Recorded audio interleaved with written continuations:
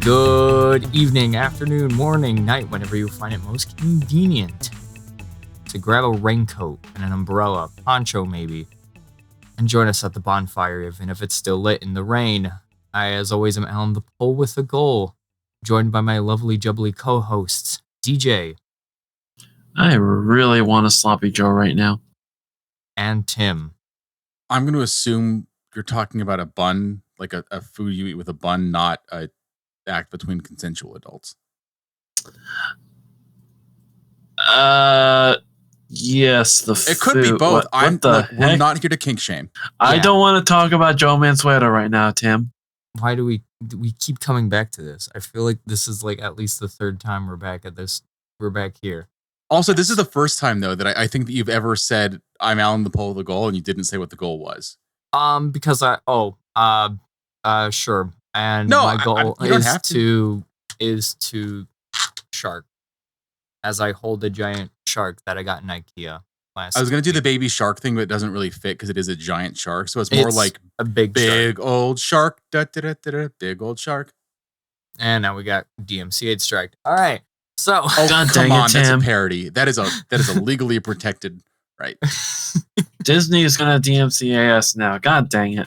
All right, let's just get on with the first segment. As always, is the news. We go back to the CONCACAF U20 Championships, where Sergio Ariel played 2 games since our last episode. The first game, he had an assist where he assisted Ruben Ramos Jr. In the U.S.'s 1-0 victory against Guatemala. They also played today, as of recording, against Panama. They won 2-1, where Sergio Ariel played for 55 minutes before being subbed out. So the U.S. youth national team is on to the final, and they will be facing whoever wins between Mexico and Cuba, which is happening about after we record. So we'll know in a bit. So go for gold, Sergio. Yeah, he is. I mean, he is going for it. Was phenomenal for him to get the start as well. Mm-hmm. Phenomenal of an assist as well. So yep, something to add to his record. Speaking of gold, the U.S. Olympic team will not be going for gold or for any medal, in fact, because they did lose 4-0 to Morocco in, I'm pretty sure this was the quarterfinals of the Olympic tournament, so they won't be going. For reference, Morocco brought arguably one of the greatest defenders, at very least in Africa, probably in the world, and the U.S. brought Walker Zimmerman. And Morocco also, basically every eligible player that they had that's under the age of 23 is in that squad. I mean, there's a number of U.S. like MNT, like full U.S. MNT players that are under the age of 23 that would have been eligible. I mean, I don't know, they may be capped at the U23 level, but like, you know, Balogun, Yunus Musa, that are not in the squad because they're just not in the squad. It's not a senior tournament. You don't have to release players. So I don't know if Yunus Musa, Florian Balogun, and like a couple of other guys would have made the difference between a 4-0 loss and a win. I do suspect that having Gaga Slonina in net instead of Patrick Schulte may have cut down on that 4-0 a little bit or more. Yeah, but I feel like we've had this conversation several times where Patrick Schulte does not do very well of a job, and we were like, you know, there's another guy named Gaga Slonina. There's also this one guy called Chris Brady that we can offer to you. Yeah, and it's kind of sad. Yeah, but you know, it is what it is. I guess this just shows how crucial it is that whatever happens to Gaga this season, help him progress to the next level. Because I mean, he was sent to a team in Belgium where they thought he would get a ton of shots. He did. He also didn't get a lot of help on defense. I think that shell shocks him, and like it's what Slonina needs to really work on more than anything else is like that final, like getting the right positioning with in the right moments with your defense and stuff like that. When you've got a team that doesn't really have a defense, like what he was dealing with Eupen in Belgium last year, like they were just not really defending well around him at all. That doesn't help you learn that positioning because your defenders are not in the right places. So that means you've got to play in the wrong position and you're giving up goals because you're trying to be 3 places at once. So, I mean, again, like the Chelsea move, you know, he seemed convinced it was the right move. His agent they seemed convinced that there was a good plan in place and it wasn't just the move that would offer him the most money. But this year's critical. Like, he's obviously not going to be starting for Chelsea this season unless a bunch of goalkeepers in Chelsea's camp all like simultaneously combust. Right. Yeah. And this, same metaphor. So yeah, they are merging. Sandwich. Yeah, maybe they finish each other's sandwiches. If they merge, I don't know. Maybe that means that Gaga Slonina would never have a chance because you've got the strengths of 17 goalies. Because it seems like Chelsea signs a goalie every transfer window and they never sell anyone. Yes, but you forget it's still Chelsea. So that 17 goalkeepers may as well be as good as a nickel. Fair enough. Yeah. Fair enough. Shaq is back. Ish. Question mark. So, as mentioned previously, Shaq would be returning to the Fire. I'm pretty sure he returned about last week Monday. No, it's been time is a flat circle, but it was this week Monday. It's just been a long week, man. You know what? Because I thought it was next week already. Time is a flat circle, as you mentioned. Although it probably is maybe by the time this comes out. So maybe you're right. Well, I mean, it's because I'm so used to recording these episodes either on like a Sunday or a Monday, and it's Friday. So I guess that's why. So he was back this week, technically, but did not feature in either of the League Cup games. He was cited at the last game. He was watching, and so was Hugo Kuipers. He didn't feature as well in either of the games. So you're bearing the lead. Jonathan Dean was also there with them. Oh my days, how could I forget Jonathan Dean also being there with them? So the question everyone, of course, is asking, will Shaq be wearing red again? Will he actually be featuring on the starting 11 or maybe on the bench? Or will he be given the Jairo Torres treatment and he will never play a game again? I get a feeling that it's going to be it's probably going to be more like Torres. Because at this point, if he's not going anywhere, you've definitely played better without him. So he's going to get limited minutes and he will end the season probably with another handful of games. I mean, Galatasaray wear red. So it's possible we could see him in red. No, there's no move that's imminent. Turkey has been listed as a probable destination for him. It sort of makes sense in terms of the competitive level, a possibility to get into European football, and ability to pay a significant salary, significantly less than he's making now, but a significant salary. But it doesn't seem like a move is imminent. The Fire really don't have any leverage here. Like, they can't buy him out. That does give them a little tiny bit of leverage because he and his agent can't say, well, if you don't want me to play here, then just buy me out, because they can legitimately say we can't. So if you want to leave, you can leave, but we can't pay you to leave. And like, the one leverage the Fire really have is like, look, if you're not liking the offers you're getting from like that you're hearing may be possible when the agent talks to different clubs, because like I said, he can now speak on his own to, he and his agent can talk to clubs without the Fire's permission because he's in the last 6 months of his deal. If they're not liking the numbers they're getting now in terms of like salary terms, whatever, imagine what would happen if he isn't even making match day squads on an MLS team that hasn't been winning. Like, that doesn't make it look like, that doesn't make those salary offers go up, right? So that's the one piece of leverage the Fire have. Yeah. Oh, well, we'll see what happens. It's definitely a transfer saga that we'll be looking at for a minute now, I think. I will say, though, just one more thing about Shaqiri. Like, the Fire haven't played radically worse without him. They played better for a while. I think the eye test says they look a little bit better, but push come to shove, the results haven't been radically different. And I think that says something about like squad composition and stuff like that. Like, I don't know. It's hard for me to say that like there's an easy or obvious way to take Shaq like put him into the 11 because you'd have to take someone out, and I don't know who that would be.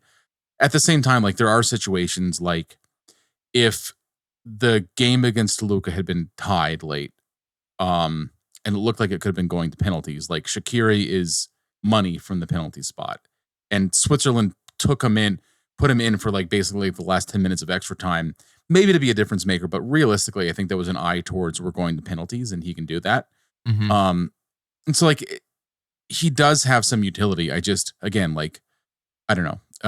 It's an unfortunate situation. It doesn't look like that log jam of like, is he going to get moved? It just doesn't look like that's getting solved anytime soon. Yeah.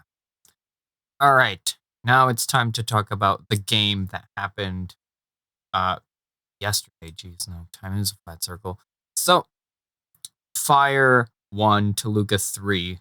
Or you could say Toluca 3, Fire 1, because technically this was Toluca's home game, I don't know. That was so annoying when I was writing my recap because I couldn't. Yeah. I normally just like, because it gets boring reading and writing like the fire, like this other team all the time. So I normally go to like the hosts or the visitors or blah, blah, blah, blah. But I couldn't do that because it was too confusing for this episode, for this match. Nonetheless, the Fire end their Leagues Cup run during a very stormy 3-1 defeat to quote-unquote home sides Toluca. If you guys follow the MIR Pods episode, which if you don't, you should, you would have seen that I posted a series of videos of weather updates before the game, as well as during halftime. I was going to do one after the game, but I was just running to my car because of how downpourish it was. It was, I think this was the most rained game I've ever been to and the most soaked I've ever been to after a Fire game. Now I've been like even worse than like the Open Cup game this year where it rained all the entire game. Like this was it snowed some in the Open Cup though. So it snowed there. That game was so great. True. But not this one. This one was I'm pretty sure right before the gates were supposed to open. I was literally on the phone with Tim trying to like meet up, and all of a sudden we felt a few raindrops. I immediately ran for the tree for cover, and it just monsooned for several minutes. I don't know exactly how long. It stopped. The gates still weren't opening. They finally let fans in, and that's when the first half happened. Now, by the way, this is a PSA though. Don't stand underneath it. It wasn't thundering at that point, but just to be clear, don't stand under a tree during a lightning storm. There wasn't lightning at that point. It was just raining. But yes, good PSA. Don't listen to me all the time. I was just clarifying because like you said like thunder lightning later, like that's what happened later, yes. But it wasn't happening then, and that's the difference. Thank you. So they let fans in.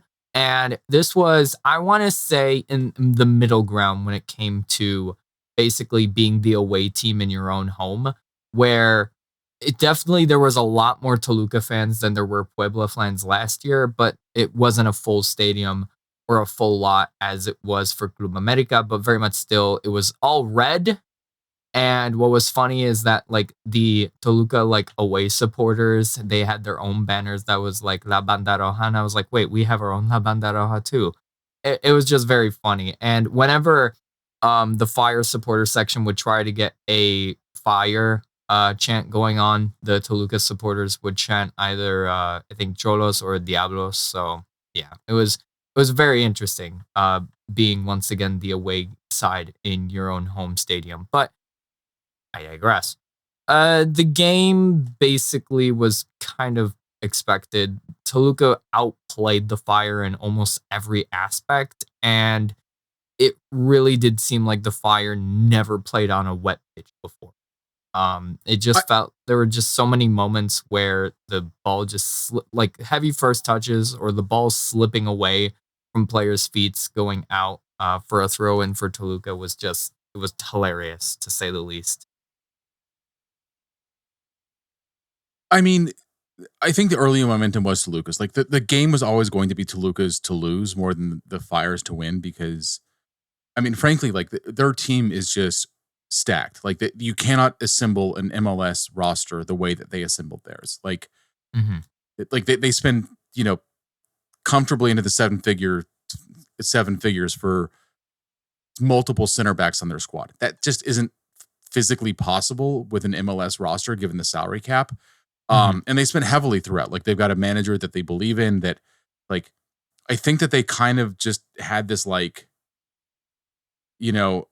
all right, well, we're tired of not trying to win the league anymore after kind of like a decade of like falling out of it moment a couple years ago. And like they're trying to win. Like that's what they're doing. And they've got the squad to do it. But the Fire, I think, did come out pretty well. Like basically early on the game, I think was Toluca's, but the Fire controlled it for 15 or 20 minutes after they opened the scoring. That is true. They did control especially in like the midfield, because Toluca they were very well able to get the ball from their defensive end into the midfield or even into the final third. Their passing was really great, but the midfield battle, the Fire were definitely winning at times, and especially in defense, the Fire were able to make sure that not too many shots were going their way or that any shot was being taken. There was also a handball penalty called fairly early on while the Fire were still maintaining that possession and that momentum, but referee went to VAR and he deemed that it was not enough to be a handball because of course this happened on the opposite side of the stadium for me on the little tiny replay board that was, that is the screen at SeatGeek. It looked like the Toluca player jumped up with both their arms and it like hit the elbow or like the underside of it. I couldn't see exactly, but so watching it on the broadcast, the way they showed it, it very clearly looks like it bounces off his chest and just kind of twirls out. But it's one of those you can very easily see how it might arguably hit his hand, but you can also very easily see how it's like hits either his face or his chest. Yeah. Now, what's weird is it looks like the referee, I don't think he signaled for a penalty ever, but the way that he was acting by standing around in the box, like it seemed like that's the way he was leaning. So it is this weird situation where, to me, if you called a penalty, what? Yeah, because he pointed directly to the spot. He did. Okay, I missed that because I was looking at the. In any case, I don't know. Like they must have had an angle that made them feel pretty definitively that it was not a handball from that. From where we were in the press box, it did look like it kind of corralled off his chest. But it's one of those things where like you're from a distance and like life happens quickly and it's 3D. And so like the distance like between a ball going off his chest and off his hand from however many, like 100 yards away, whatever it is, like ball doesn't look that different from there. So like you can't really tell where the deflection happens. But yeah, like at that point, the Fire really were, I think, in control of the game. Like they, after the first goal, through the kind of the overturned handball call, like it really felt like the Fire were the better team at that point. There was, I think, I don't want to say it was like that false sense of hope because that's what it ended up being, but there was that optimism that the Fire could pull a very close game. And then around the 30th minute happened when essentially the Fire's defense was just easily broken through by Paulinho and Angulo, who ended up tying the game 29 minutes in to make it 1-1. That was very much when Toluca retook control of the game. Yeah, so I think what happened there is they made a tactical switch and kind of started playing more of a 4-4-2. Speaking after the match, Renato Paiva, the Toluca coach, said that he wasn't expecting for there to be a 5-deep Fire midfield, which I don't know why he wasn't expecting that. Like they've been playing it for a while, but I don't know. Here we are. Yeah. And I think that caused things to sort of flow differently for them. And once Toluca switched into a 4-4-2, like I just don't think that I just don't think the Fire really were able to adapt because like they were playing the ball too quickly. They weren't getting Toluca out of position. They weren't trying to stretch the lines. And I think that's why it looked like Toluca could pass and the Fire couldn't. Not so much because like who can play on a wet pitch and not, but because the Fire were playing into a pitch where Toluca's defenders were in the places they were. And on the other side of it, when like Toluca had the ball, the Fire's rest defense was sitting too far back and wasn't really allowing for things to happen. So Toluca adjusted to a 4-4-2, changed the pressing triggers. And I think after that, that's what really changed the game. Yeah. And apart from the goal, which was, first of all, just a really great goal, once again, the two goals that we have from this Leagues Cup series being a Guti assist and a Koutsias goal. Koutsias made a very smart run up through the middle. Brian saw it. I'm guessing the Toluca players didn't. Made the pass, and Koutsias was just very easily be able to connect to make it that 1-0. But yeah, no. Apart from that, maybe apart from Herber's close range shot in the 25th minute, that there wasn't much that came after that because of that system change. Can we talk about that? Just like how good the pass was from Guti on that. Like it was a perfectly played pass. No, it was and that's why it was perfect in both games. The lob pass to Koutsias in the game against Sporting Kansas City and this through ball pass just goes to show that Brian Gutierrez is going still in the right direction.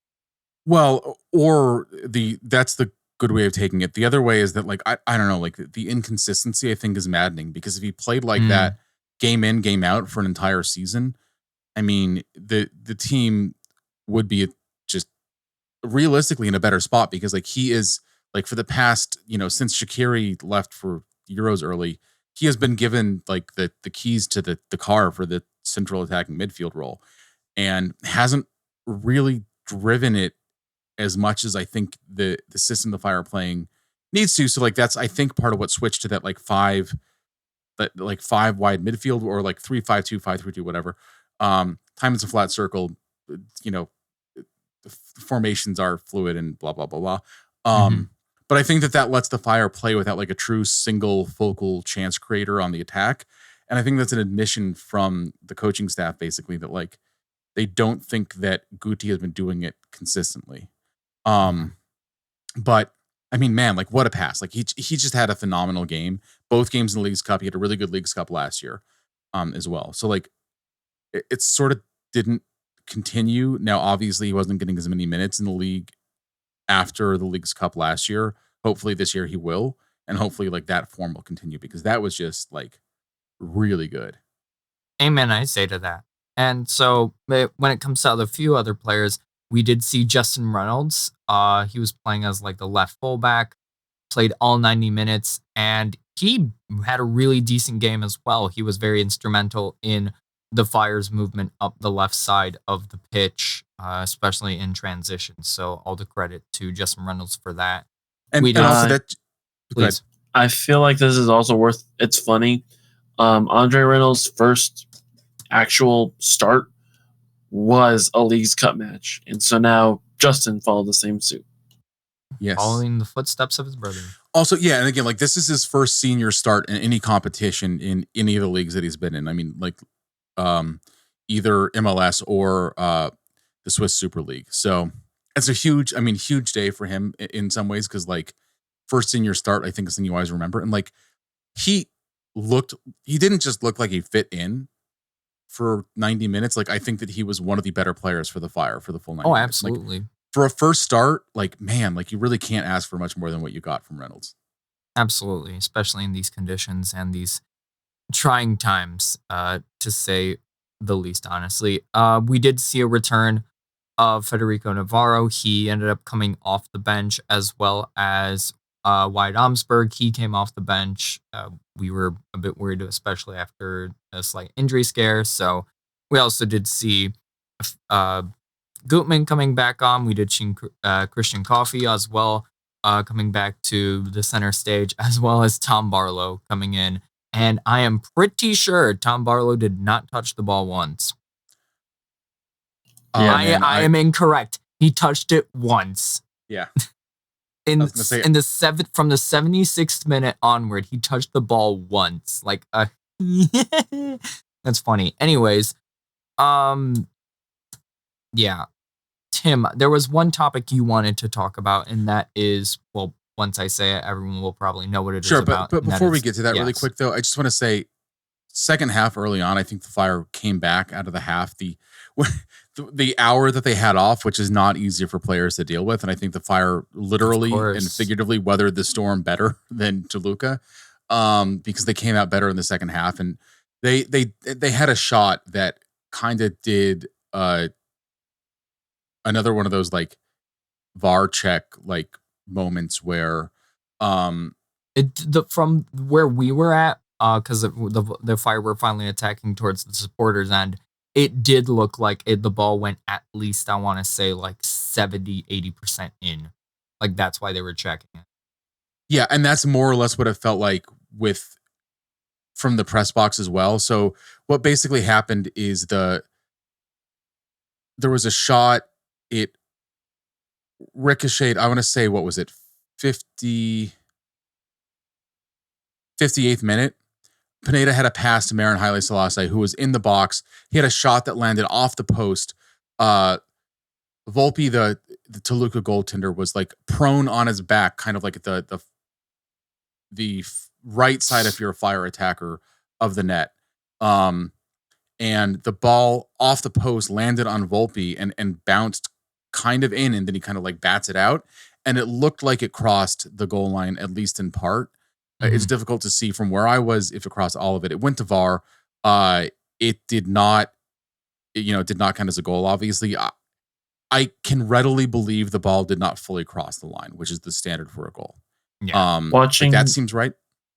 Watching the broadcast, yeah, it did not look... It looked like it had just barely gone past the post, but it still had like a decent chunk of it, probably about 30% of the ball, I'd say, was still actually on or beyond the line. Mm-hmm. Yeah. And one just quick other shout out about that play. Before the ball got to Morey, the ball, like, Justin Reynolds did the work to set that up and make it happen. And like that, like off the post, partly into the net, like that is literally as close to a goal as you can get without it actually counting on a score sheet. Yeah. All right. But yeah, like after that, I think that you're right. Like things fell off, and by the time the third goal went in, it just didn't feel like anyone really had it in them. Nobody had it in the tank. That especially the third goal was just off Vega taking the corner kick. Ruiz, he just bounced it and just on the ground. There's nothing really Spencer could have done at that point. Well, no, but there was a sea of white, because the Fire were in white, like of white jerseys that were around Ruiz, leaving it completely unmarked. Like completely. Where have we heard this before? No, exactly. It's like the zonal marking or whatever the system is clearly not working, because you have a guy who's, clearly a good attacker because he scored already. And you're leaving him unmarked in the box off a set piece. It's just like, what is happening? Right, exactly. And so having it must have been 6 or 7 Fire players that were in or within, kind of like a stride of the box. And for no one to be anywhere near a guy as dangerous as Marcelo Ruiz is, I don't know. But whatever happened, I mean, after that, you're like, it was just like, at that point, it was basically over. Like nobody on the Fire's side seemed like they had the will to really fight back. And so that's why, like, I know you said Barlow only got one touch, but like he came in at a point when like no one 10 other guys around him, didn't have any real belief either. Yeah. And then, like you mentioned, that extremely long halftime that lasted, that was over an hour. And if you again follow the MIR 97 pods account, you would have seen meteorology you would have seen meteorologist Alan hiding literally in like a little crook in the wall where the water fountains are on the north end as the monsoon was raining.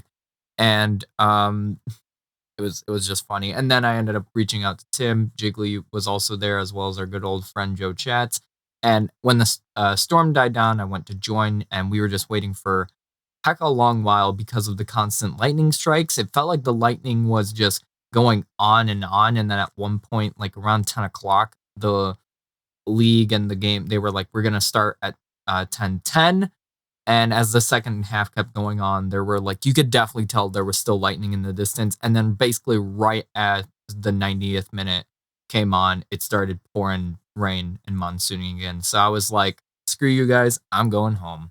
It wouldn't surprise me. I don't know if it's like a 10-mile radius or 15-mile radius of the stadium where they're supposed to stop the game if it happens. It wouldn't surprise me if there was like, okay, that strike it's got to be 10 miles away from the farthest part of the stadium, right? Because that was like, over 10 then, right? Because like nobody seemed to really want to stop the game again. I mean, myself included, man. Like I think we were all sort of getting exhausted by that point. Like, I'm pretty sure that's what the game we're gonna, like the teams, the leagues, and everything. They were just like, let's finish this and get out of here, because I'm pretty sure no one wanted to have the game abandoned and then like have them come back like tomorrow and play behind closed doors or something like that. Blah blah blah. Honestly, so yeah, but that was just a funny moment. Just like I've said, the most soaked I've ever been. Something I brought up previously that wasn't really good, I guess. Tim, you could definitely talk about this, and that is the chant. Yeah. So according to people that I talked to that were there in the stands, I didn't really hear it before. But there were people that were kind of doing the chant, by which, just to be clear, we mean the anti-gay chant that starts with P, that has caused the Mexican Federation to get matches played behind closed doors, several matches, I believe, moved, and a series, I want to say it's 6 fines from FIFA because of it. It's been a part of the League's Cup. It was kind of anticipated it would be a part, which is a crazy thing to think about when you're like, okay, let's voluntarily do this tournament where we suspect there's going to be a discriminatory chant as part of it, but it's fine. Like that kind of blows your mind a little bit. But what League's Cup does is once it starts happening, they start playing loud music on both sides, on goal kicks for both teams. That doesn't stop the chant really. Maybe the idea is like people stop doing it because they can't hear other people doing it. It didn't work. It didn't work when it started happening with the fire against Toluca, which happened in the really like last 20 minutes or so of the match. And it's disappointing. Like the music they played did not successfully drown out the chant. You could hear it. And it just is incredibly, I think, offensive in some ways to think that playing music over an insult, that using a term that makes people feel unwelcome and some people feel unsafe. It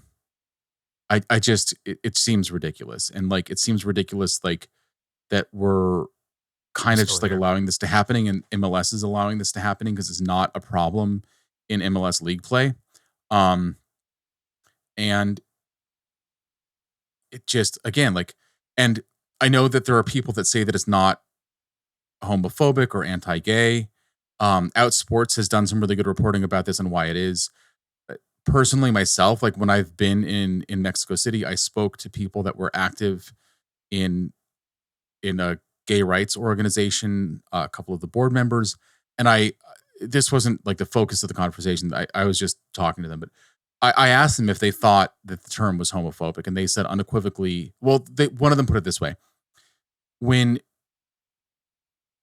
the person before they moved to Mexico City were from a much smaller town, and they had people follow them home chanting that word in a way that was clearly intended as a threat.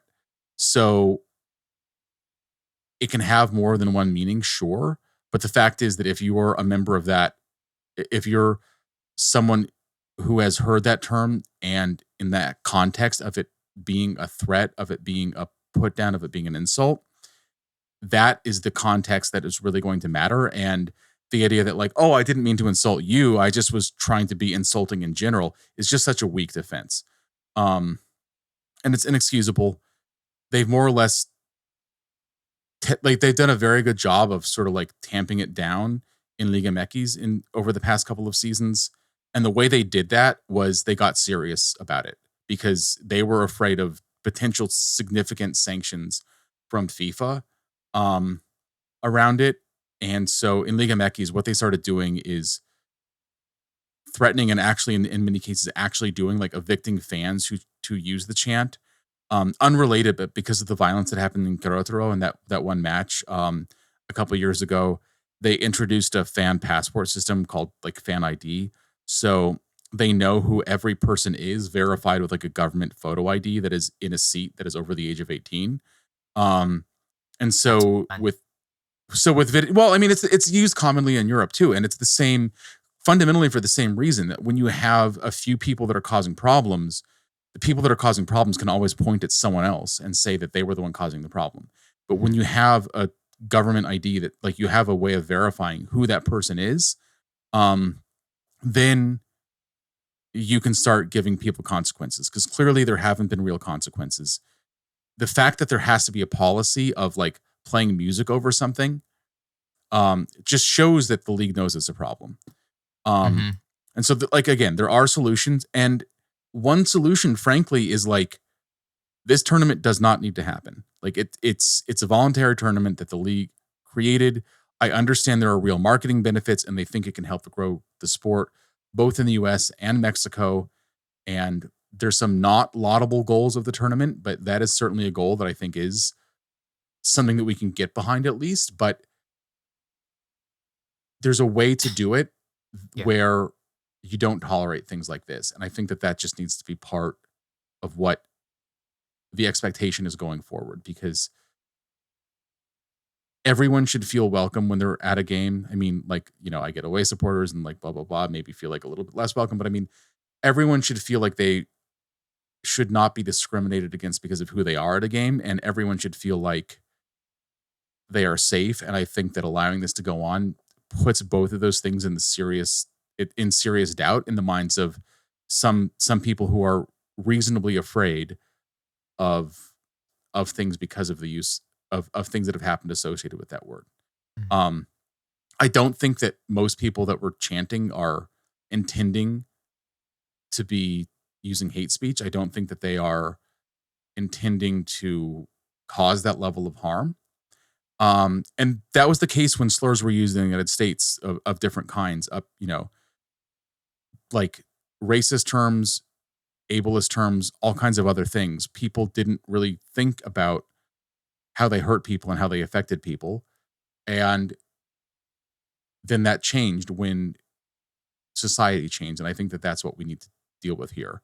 But it just is ridiculous that we're trying to play music over it. Like, can you imagine if somebody was called, like somebody at your workplace was called a racist term, and the boss's solution was, why don't you just wear headphones while you're at work? Like, come on. Yeah. Sucks. You know, and then the whole idea of like, I don't know, when you look at Leagues Cup and you try to tell me this is the way to make America, like to bring more, bring American soccer to more of a front light or get like more people interested in American soccer, for me, it's just a way for people to get more Mexican fans into stadiums to see their favorite Liga MX team play at home in their own homes. So I don't know. And like the other thing is, I know we talked about the attendance before, and I think maybe, I don't know how you guys feel, but we can go short in the last segment because I don't really have a lot to talk about. True. There, but like attendance has been down versus league matches like this season across the board in MLS. Like there's exceptions. Like if Chivas or Club America rolls up to an NFL stadium, you can do a good job of selling a bunch of tickets, and that's great. But like, there was a game between, I want to say, Mazatlan and FC Juarez in Austin last year that had 926 people. 900, which is not even 1,000. Which is like, fewer than the Fire had in U.S. Open Cup matches against lower, like significantly lower tier opponents. And the match last night was 16,000 and change was the official announced attendance. It looked like there were more than 3,500-ish empty seats. It was a relatively full stadium that seats 20,000, but it was included in season ticket packages. And I know that a number of people just didn't use their tickets because, I mean, you got to go to Bridgeview, Illinois at 8:00 on a weeknight. And that's an ask for a lot of people. That's like later than most kickoffs, an unusual date for kickoffs. And if you're living somewhere I can't imagine, like if you're living in like a North Shore suburb or something like that, like the commute that must have taken, like I wouldn't want to do it if I was in that situation. I saw someone on X, and I apologize if I can't remember, or whatever it's called, and I can't remember exactly who it was. They documented their commute, having to take the red line and then to the orange line and then having to wait for the bus. And if you're late if you miss the bus, then you're waiting for a while. And then after the game, it's another adventure. So like, and we have two more. It was King Carp 16 on X. There we go. Documented the commute from the north side to SeatGeek via public transit.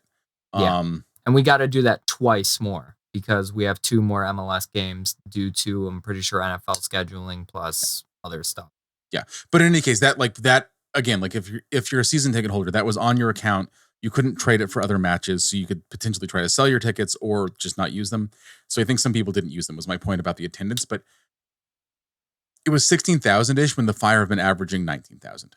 Now, obviously, it is also, to be fair, like the best attended midweek game the Fire have had this year. But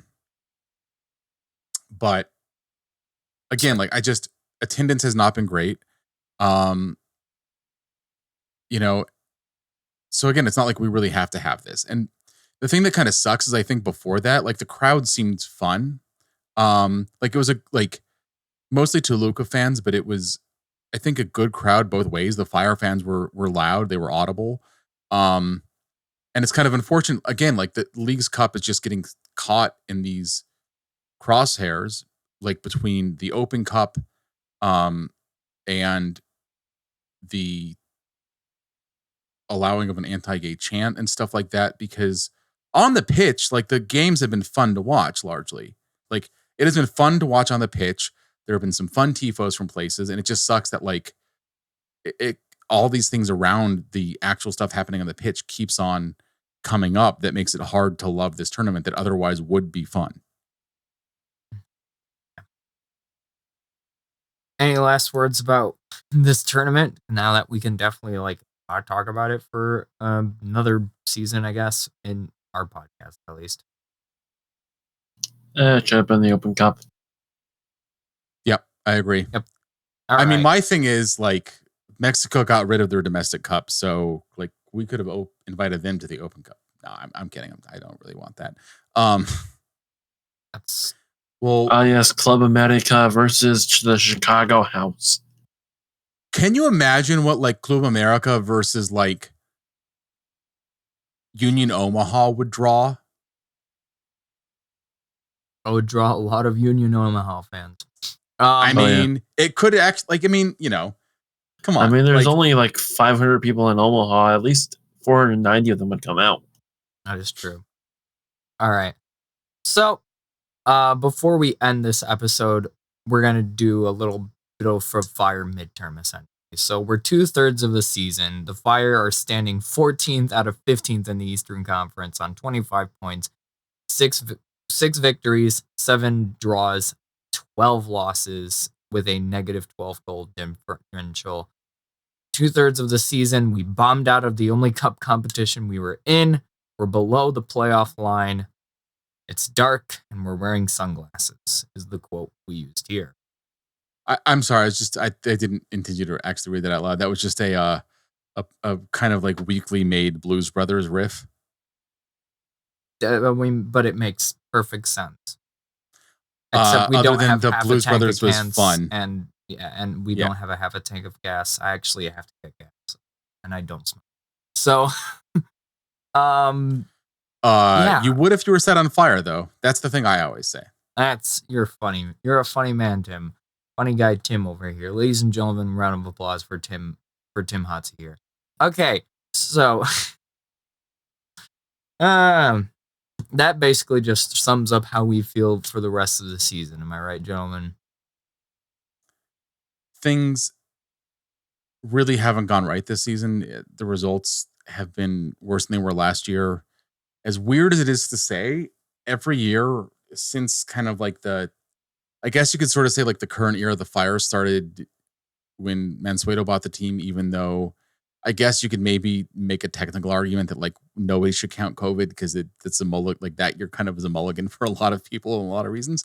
But like the results have been improving. And this year, the Fire are on pace to have a worse season than they did the previous year for the first time since Joe Mansueto fully controlled the team and Heights was brought in.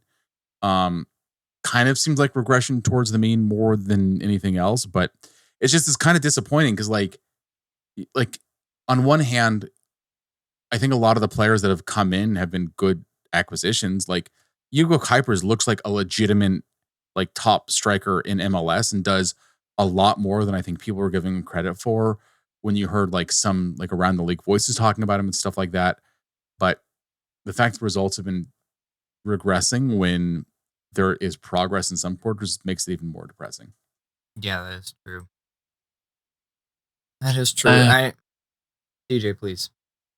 I mean, to put it simply, this season arguably is on track to be one of the worst seasons in Fire history. Like, it's not even like, I know I post on Twitter sometimes like the stats and everything, and there's a very good chance this finishes as one of the worst seasons in Fire history. Like, right there, right above 2016 and 2015. Bad. And those are wooden spoon winning years as the worst record in the league. Like the only reason, like it's, I mean, if the Fire try hard enough, they could still get the wooden spoon. But it just seems like the Earthquakes are really trying extremely hard at earning that spoon. On the other hand, they just beat Chivas. So, I mean, who knows? Yeah, that is true. And honestly, I mean, this is just a woeful time in Chicago sports. There have already been several graphics showing how bad Chicago sports are. Of course, they never include the Fire or the Red Stars. Or like, I'm pretty sure there's only one team in from Chicago this year that has made the postseason. That is the Hounds in Major League Rugby. Though I'm pretty sure they've already lost in some stage of the playoffs. Yeah, they made it decently in the playoffs, but but still, it's Major League Rugby still has a way to go. But like, yeah, they didn't include the Fire or the Red Stars in their graphics. But yeah, it's just a rough time in Chicago right now. Not even gonna mention my favorite baseball team and how they're doing. But yeah, it's just been rough right now across the board. And what's going to happen, or like what needs to happen, essentially now in this transfer window, if anything's gonna happen. / in the offseason. I think we talked about that. Like this transfer window, the front office had to work really hard to get roster compliant because they had too many players and they just needed to move people on. It wasn't clear how they were going to do it. They managed it late. It took a lot of work, which on one hand is like, it's like if you see someone dig a giant hole and they jump in and then they climb out, even though it's like a deep hole and it's really steep. What they did is impressive, but you also don't say that they ended up in a really good place. And like that's sort of where the Fire were in the offseason, where the front office had to do a lot of work to dig itself out of a hole it had built. And they did. And that's, I mean, good work, like legitimately some good work, but also where you landed up was still a lot of underperforming players and their contracts. Like, I think the team, like they've talked about this, they would love to give Omari Glasgow a first team deal so he could play more games for the Fire. There's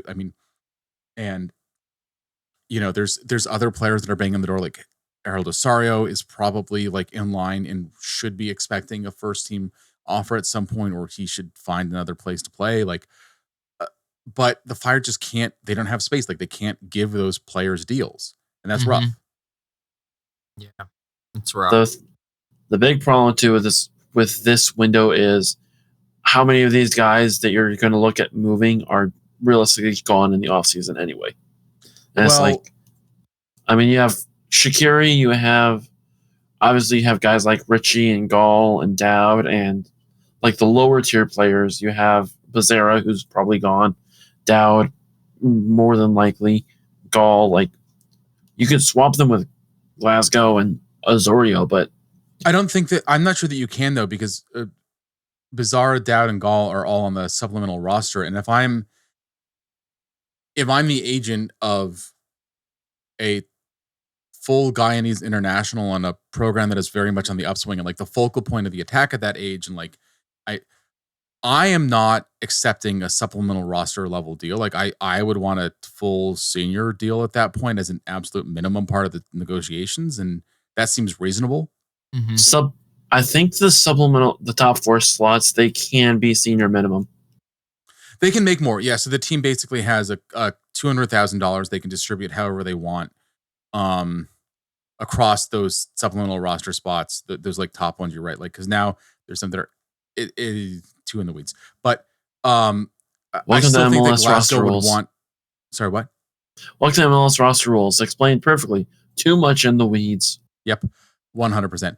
I think that Glasgow, though, likely between acquisition costs and what he would ask for a deal going forward, would probably still be a senior roster level player. And like that's really where the problem is with the Fire. It's not the supplemental rosters, because a lot of guys come in on short-term deals. It's like when you look at the contracts that are expiring for the Fire, like Shaqiri is one of the only ones where you're like, well, that is a clear, like, we're not going to see him back kind of guy. But the others, like Wyatt Omsberg is, like his deal is expiring. There's no option years left. I hope that he comes back in a Fire uniform in 2025. I mean, I really believe in his ability. I think he can be a really quality center back in this league. But I mean, on the other hand, like if the Fire's front office doesn't believe that, then like maybe he should go somewhere else, because I think he deserves that shot. The other two are also, I was going to say, the other two are like Shios and Herbers, and for them, it's kind of a question of, do the Fire want to invest back into Herbers, who, while he's playing well, it's like he's more of a bench player, and Shios, who's been back and forth. Right. So I think that it comes down to what they accept. Like what, because both of them are, I mean, let's put it this way. They're not getting more in their prime, and they will not be over the duration of their contract. And so when you're giving an offer, it becomes, will you accept an offer that is lower than your previous deal, which is, even if it's the right move and like rationally a player thinks it makes sense, and even if they like living in Chicago and they like their house and they like their neighbors and all that stuff, like they have a good dog walker, like whatever those things are, like those are real concerns if you're a player, but that want to make you stay in a place. I mean, so is winning, which so far the Fire have not been able to offer guys. That's one of the tough things for Fabian Herbers, because it just feels like he could be a senior roster, at least 1,000, 1,500 minutes guy on like 20 teams in the league. And yet he spent the bulk of his career on a team that hasn't made the playoffs since he's been a part of it.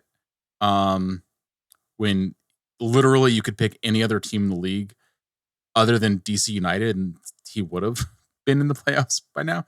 But so like, again, it comes down to like, would he accept a deal that pays him less going forward? And what would the term be? How many years would it be the smart deal? Same thing with Rafa. Like he came in on a relatively significant salary. He seems to really like it in Chicago. I think that he likes the way that it lets him and his family live their lives. But would he be willing to accept less money and stick around? And what would the right role be? And like, again, like, so those are tough decisions to make.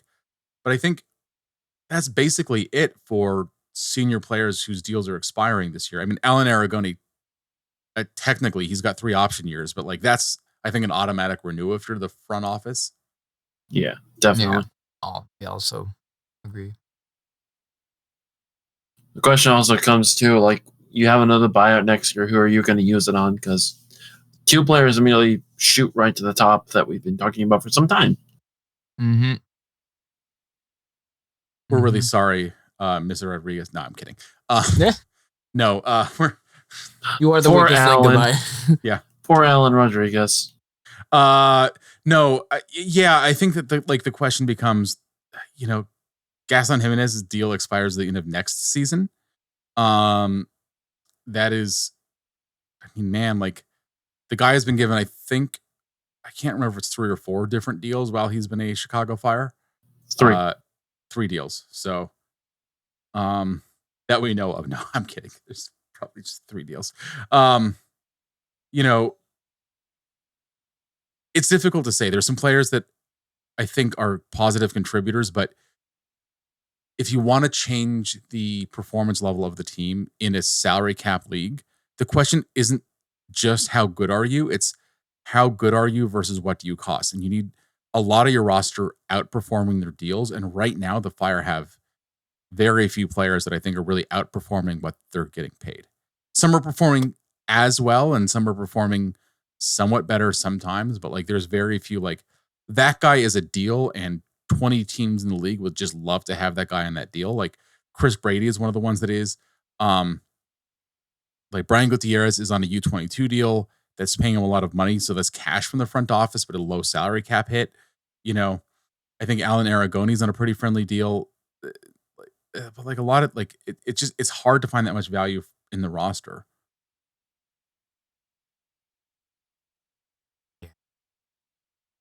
All right.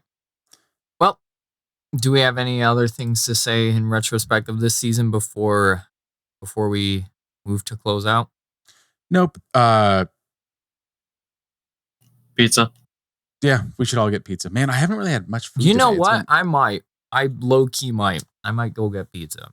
I like this idea. I like this idea. But basically, little update, unless Tim, you had something to say about pizza. It's just funny anecdote. We're recording this a day before the Leagues Cup showcase match, which is a ridiculous thing to say out loud as a human being, between Aston Villa and Club America. I was in the Aston Villa presser a few hours ago from when we're recording. I was talking to like one of the team staffers. I have no idea who they are or what they do. And somebody around us was like, "Hey, have you got a chance to try the pizza?" And the guy's like, instead of like, "Does Chicago have good pizza?" Literally the words out of his mouth were, "Chicago has pizza." As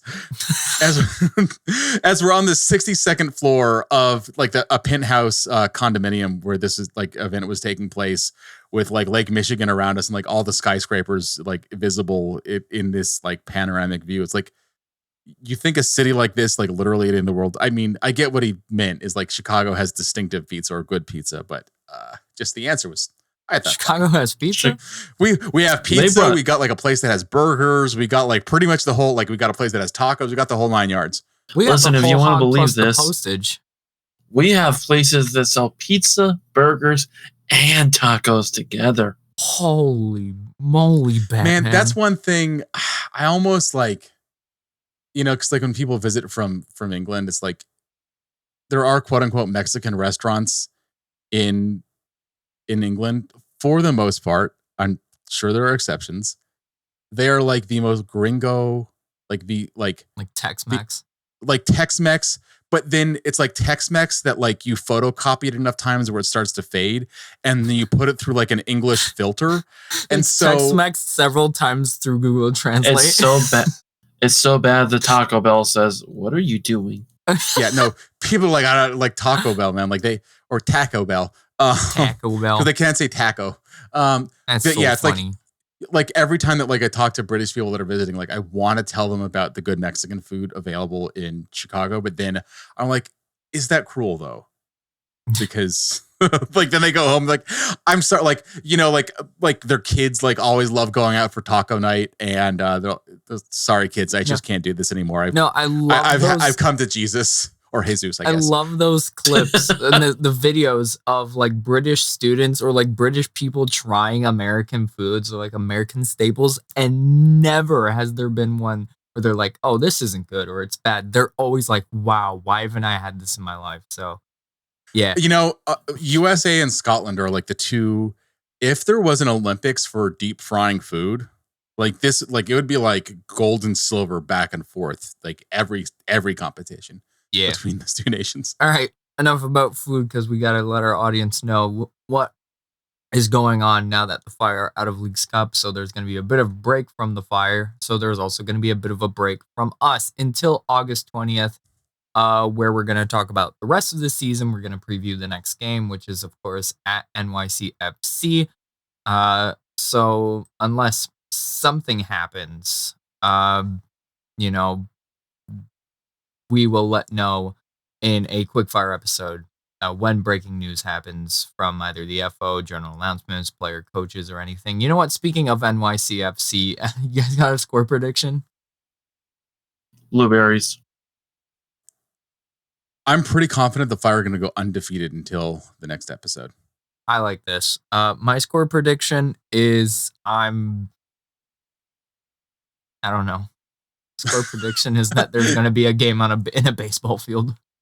My score prediction. Oh, that's so true. Oh man, I love if you want some fun on Reddit, which I realize is a dangerous thing to say out loud. Dangerous sentence. Yeah. I want to say there was a couple friendlies that happened at Citi Field where NYCFC plays, and seeing Premier League fans being like, "This can't be the pitch. Like this looks like a futsal pitch. Like are they playing 11 aside?" And you're like, "No, we've legitimately all had this conversation. Yep. We're glad you're joining us on this." Yep. All right, and we're glad that you've joined us here as well. If you don't follow the medias, MIR97. As well as MIR97 pods, meninred97.com. Go and do that where you can find all us funny people there. And whether or not you need to bring an umbrella. And whether or not you need to bring an umbrella to the next game, if they even will let you in with They one. will not let you in. I'm sorry, that is bad advice. I got one in because I'm media and they like check your bag, but as long as you're not like carrying a weapon, I think that they're pretty much okay with it. But all right. As always, Alan, the Pole with the Gold, Tim, and DJ joining me. Come on, you men in red.